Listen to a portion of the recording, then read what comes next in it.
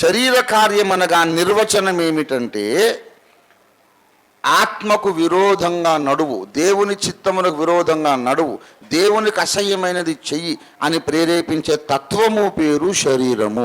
శరీరం అంటే ఈ మాంసయుక్తమైన బాడీ అనుకోకండి. శరీర తత్వం ఒకటి ఉంది, అది ఎప్పుడు దేవునికి విరోధంగానే అపేక్షిస్తుంది.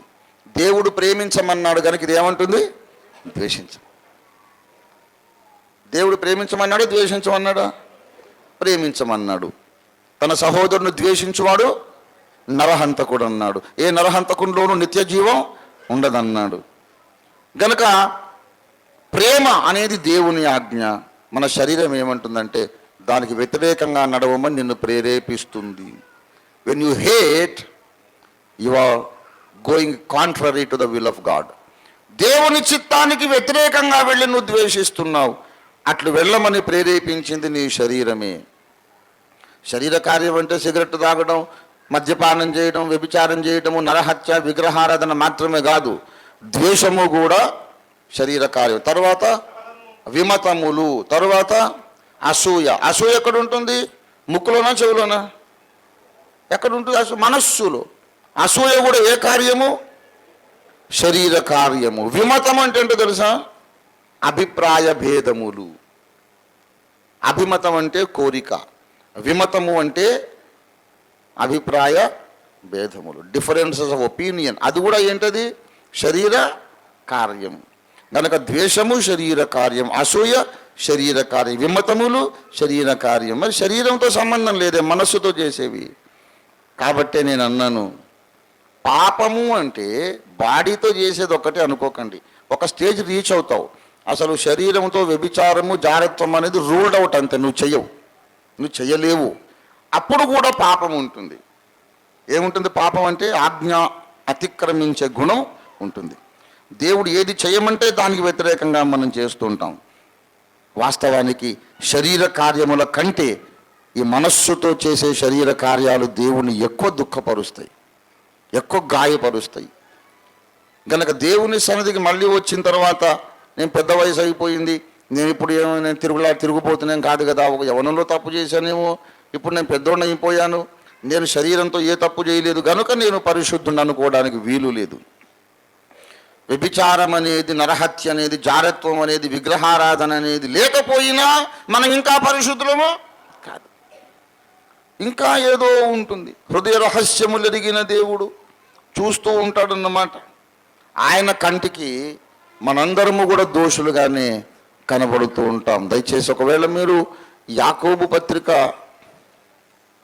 4వ అధ్యాయం 17వ వచనము చూడండి. కాబట్టి మేలైనది చెయ్యనెరిగియు అలాగూ చెయ్యని వానికి. నేను ఒక చిన్న ఉదాహరణ చెప్తాను. ఓసారి ఒక పెళ్లి సంబంధం చూశాను ఒక అమ్మాయికి. ఆ ముందేం చెప్పిందంటే, అంకుల్ మీరు ఏది చెప్తుంది, నేను అసలు ఆ మనిషి మొహం కూడా చూడను, కళ్ళు మూసుకొని మెడలోంచి నేను తాళి కట్టించుకొని తర్వాత ముఖం చూస్తాను, అప్పటిదాకా చూడను అంటే. అబ్బా, ఇంత విధేయురాలు నా ఆత్మీయ బిడ్డ అయిపోయింది, అబ్బా నేను ఎంత ధన్యుడిని అనుకున్నాను. దీని మాట మీద నమ్మకంతో ఒక చక్కని 6 అడుగులు అందగానే చూశాను. నేనేమో వంకరున్నా, నేను చూడను కదా, చక్కగా ఈడు జోడు బాగుంటుంది. అంతే అయినాక నాకు నచ్చలేదు పొమ్మంది. నేను గాయపడ్డాను. నేను వాడికి మాట ఇచ్చాను, నా మాట కాదనదు బాబు, ఇంత మాట నాకు చేతిలో చేసి వాగ్దానం చేసింది అని చెప్పి మాట ఇచ్చాను. అంత అయ్యాక నాకు నచ్చలేదు అంతే. ఇంకా వెంటనే నేను నా ఊహల్లోకి వెళ్ళి, నాకు తెలియకుండా నాకు దర్శనాలు వచ్చేస్తున్నాయి. ఈమె ఎవరో నేను నా ఇష్టము లేకుండా వేరే పెళ్లి చేసుకున్నట్టు, తర్వాత వాడికి దీనికి ఏదో తగవులు వచ్చి విడిపోయినట్టు, విడాకులు అయిపోయినట్టు, తన్నుకొని చచ్చినట్టు. అప్పుడు మళ్ళా వచ్చి సంఘంలో ముసుగేసుకొని సాక్ష్యం చెప్పి, అయ్యగారి మాట వినకుండా నేను పెళ్లి చేసుకున్నాను కనుక నా సంసారం ఇట్లా నాశనం అయిపోయింది అని సాక్ష్యం చెప్తుంటే, ఇలా సాక్ష్యం చెబితే సంఘానికి ఎంత క్షేమాభివృద్ధి, ఇంకెవ్వరు కూడా నా మాట జవదాటరు కదా. ఓహో, దేవుడు అందుకొరకు ఈమె నియమించాడేమో, తప్పు చేసి తన్నులు తిని మళ్ళీ వచ్చి అయ్యగారి మాట ఎవరు జవదాటకండి అని సాక్ష్యం చెబుతుందన్నమాట. ఓహో అని నేను దర్శనాలు చూసేస్తున్నా, ఉన్నట్టు లిక్కిపడ్డాను. ఇదంతా దర్శనం వచ్చేటప్పుడు నా మనస్సు మంచి సంగీతం విన్నట్టు, మిఠాయి తిన్నట్టు తీయగా మారిపోయింది. ఉలిక్కిపడ్డాను. అంటే నా మాట వినకుండా ఆ అమ్మాయి క్షేమంగా కుటుంబ జీవితం జీవిస్తే నేను ఆనందించను కానీ నాశనం అయిపోతే ఆనందిస్తానన్నమాట. నా అహంభావం నిలబెట్టడానికి ఆ స్త్రీ జీవితం నాశనం అయిపోని అన్నమాట. ఎంత దుర్మార్గుణ్ణి! నేను మంచోడినా? నేను ఎప్పుడు చెబుతుంటా, నేను మంచోడిని కానే కాదు, నాకన్నా చెడ్డోడు లేనే లేడు అసలు. ఎంత దుర్మార్గుణ్ణి కదా. అంటే ఒకవేళ ఈ దర్శనం అంతా కాకుండా నాకు ఇష్టం లేనోని పెళ్లి చేసుకొని హ్యాపీగా కాపురం చేసిందనుకో, నేను సంతోషించే సహృదయం లేదు. అది అలా దెబ్బతినాలి. అప్పుడు అనుకుంటాను అనమాట, నీకు అట్లా కావాలి దుర్మార్గురాలు. నా మాట కాదంటావుటే నువ్వు బాగా జరిగింది అనుకుంటానన్నమాట. కాబట్టి నేను పరిశుద్ధుని కాదు, వ్యభిచారం చేయలేదు, నరహత్య చేయలేదు, కానీ హృదయములో ఎంత కల్మషం ఉన్నది. ఈ కల్మషం పెట్టుకొని సింహాసనం ఎక్కించలేడు ఆయన. నేను చెప్పే అంశం ఏమిటంటే, శరీరముతోనే చేసే శరీర కార్యాలు వేరు, మనస్సుతో చేసే శరీర కార్యాలు వేరు. ఏదో మనము ఒక ఊరియా భార్య బత్షెబా, ఒక దెలీలా మన జీవితంలో లేనంత మాత్రాన మనం పరిశుద్ధులమని అర్థం కాదు. కానే కాదు. ఇంకా పరిశుద్ధతకు వేల మైళ్ళు దూరం ఉన్నాం మనం. అందుకే అన్నాడు, ఎక్కువ మీరేదో పరిశుద్ధులని ఓవర్ యాక్షన్లు చేయకండి, మీరు ముందు డోర్ పోసుకొని గంగాళం దగ్గరికి రండి, కాళ్ళు చేతులు కడుక్కో. మనకు తెలిసిన పాపాలైతే ఒప్పుకుంటామండి, మనకు తెలియకుండా పోలు కల్మషం ఉంది, అప్పుడేం చేయాలి? మన తప్పులు మనకు అర్థం కావు. చాలా దుర్మార్గమైన జాతి మనది.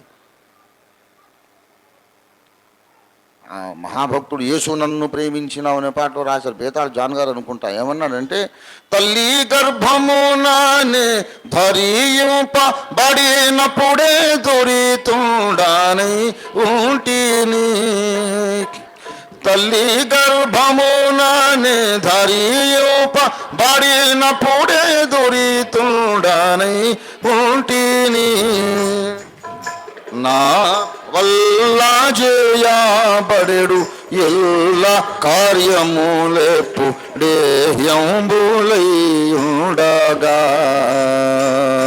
నా వల్ల చేయబడెడు ఎల్ల కార్యములెప్పుడేయంబు. తల్లి గర్భమున నేను ధరింపబడినప్పుడే దురితుండనయ్యుంటి, నా వల్ల చేయబడెడు ఎల్ల కార్యములు ఎప్పుడూను అసహ్యములై ఉండగా. నేను యథార్థంగా చాలాసార్లు చెప్పాను, పుట్టి బుద్ధెరిగినప్పటి నుంచి నేను పూనుకొని తెలిసి నేను చేసిన మంచి పని ఒక్కటి కూడా లేదు. ఒక్కటంటే ఒక్కటి కూడా లేదు. చేద్దామనుకొని ప్లాన్ చేసిన అన్ని పాడు పనులే, అన్ని చెడ్డ పనులే చేశా. ప్రార్థన చేద్దాం అనుకుని అందరూ కూడా పాపం చేశా. ప్రార్థనలోనే కొంతమంది కీడును కాంక్షించడం, ప్రార్థనలోనే స్వార్థపూరితమైన సొంత సుఖము కొరకు అడగటం, మోకాళ్ళ మీదనే పాపం చేసేయడం. నేను చేసిన మంచి పని ఒక్కటంటే ఒక్కటి లేదని చెప్తున్నా. ఏదన్నా ఉంటే నేను ఇప్పుడు ఈ ఒప్పుకునేది ఒకటే, నేను చేసే మంచి పని.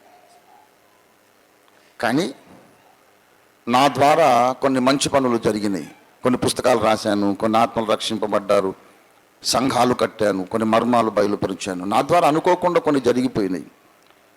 అవి నాకు తెలియకుండా దేవుడు నా ద్వారా చేసిన మంచి పనులు. దేవుని స్తోత్రం కలుగునుగా. మనలో ఉండి ఆయన మనకు తెలియకుండా కొన్ని మంచి పనులు చేస్తున్నాడు. నా జీవితంలో జరిగిన చెడ్డ పనులకన్నిటికీ నేను 100% బాధ్యుణ్ణి. మంచి పనులకు మాత్రం యేసయ్య ఒక్కడే బాధ్యుడు. దేవుని స్తోత్రం కలుగునుగా. అది మన చరిత్ర.